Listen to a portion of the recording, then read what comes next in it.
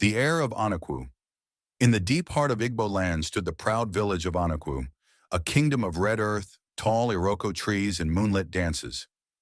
The people of Anukwu honored the gods of their ancestors and obeyed the ancient customs without question. Their ruler, King Odumegwu, was a mighty king, brave in war, wise in counsel, but flawed in his heart. He had two wives. The first wife, Queen Adana, was gentle, patient, and deeply respected among the elders. She married the king when he had nothing but dreams of greatness. The second wife, Queen Lolochi, was young, radiant, and captivating. The king adored her beauty and laughter. Though he provided for both women, his heart clearly leaned toward Lolochi. Whenever Adana felt neglected, the king would say softly, "Nunyam, understand. A king's heart is wide like the river. You must be patient." But patience does not silence pain. The custom of the throne. In Anukwu, tradition decreed that a king must not witness the birth of his son. When a queen went into labor, she was taken to the sacred maternity huts at the edge of the forest. Whichever servant first reached the palace to announce the birth of a male child determined the heir to the throne. When both queens became pregnant at the same time, the palace buzzed with tension. King Odumegwu's heart had already chosen. He wanted Lolochi's son to wear the crown, so he devised a plan. Under the guise of honoring tradition, he sent Queen Adana far beyond the hills to a distant maternity compound, claiming it was spiritually favorable. In truth, he wanted her servant to travel a longer distance so Lolochi's servant could easily arrive first. Lolochi remained in the maternity home close to the palace. The king smiled in secret confidence. The night of birth thunder rolled across the sky. The night labor pains gripped both women. In separate maternity huts, under the watch of midwives and flickering oil lamps, the queens cried out in agony.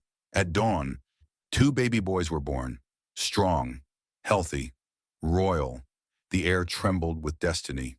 The race of loyalty, Adana's servant, Ngozi, wrapped the news in her heart and began her long journey from the distant hills. She ran barefoot across rocky paths, her breath sharp like broken calabash pieces in her chest. "Nothing will stop me," she whispered. "My queen has suffered enough."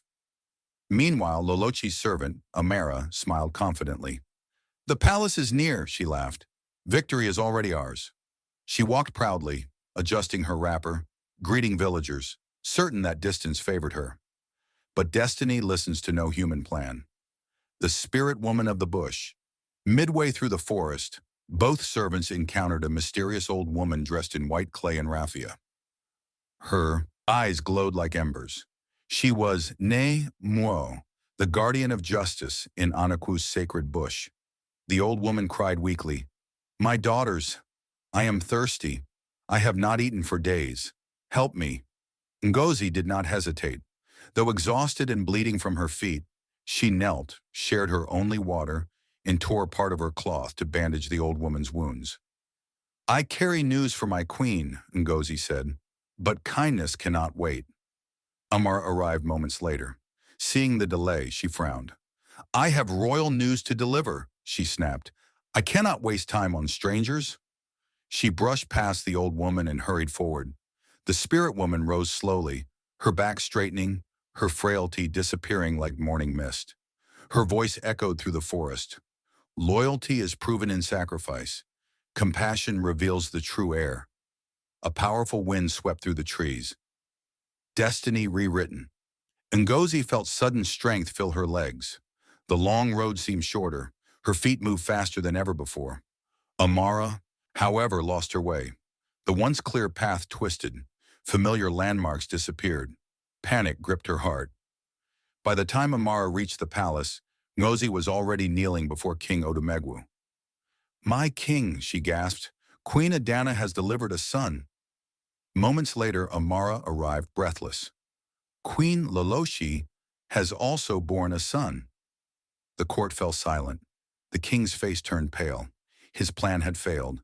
The elders spoke firmly. "The gods have chosen. The first announcement determines the heir." Thus, Adana's son was declared crown prince of Anukwu.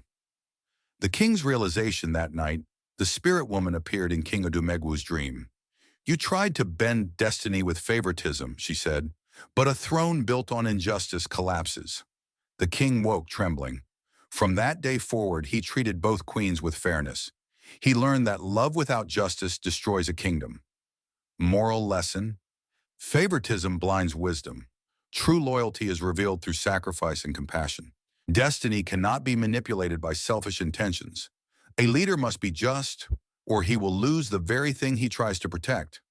And so in the village of Anukwu, elders still tell the story of how a servant's kindness chose a king.